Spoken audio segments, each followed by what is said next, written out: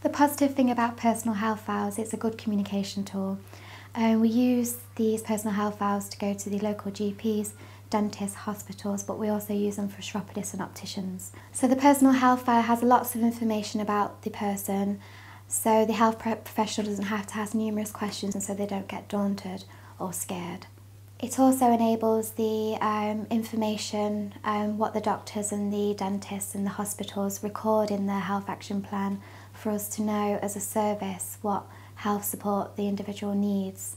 It also helps the whole staff team know when the next appointment is and if there's any actions needed to prepare the individual for that next appointment, such as the use of social stories. This helps to eliminate any anxiety and prepares the individual for that appointment.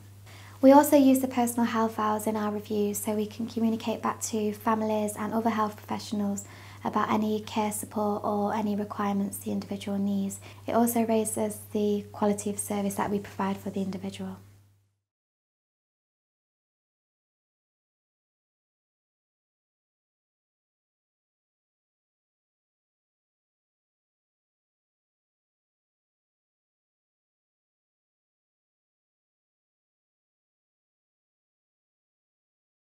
The service users can personalise their own personal health files with their own pictures. They have their own input, what they can put into the personal health files. They also take them to the appointments for the health professionals to look at for the information so they don't get anxiety or anything.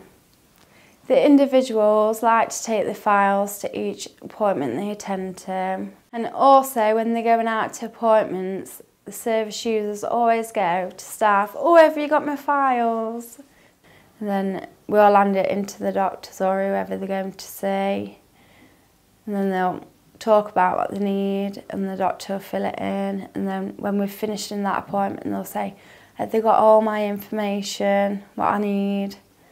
When's my next appointment? Can you write it in the diary when we get back?" And then sometimes if they forget anything, what the appointment's for, they'll ask to look at the books to read what the appointment is for. At the beginning, when the books were first blank before they were filled in, we sit with the individual, what's able to talk, to go through them, what they'd like to fill in, like what they're allergic to, and what they like and what they don't like. There's also symbols and pictures in the book so the people can look at them, what's non-verbal and what can talk. The non-verbal like can point to pictures and stuff.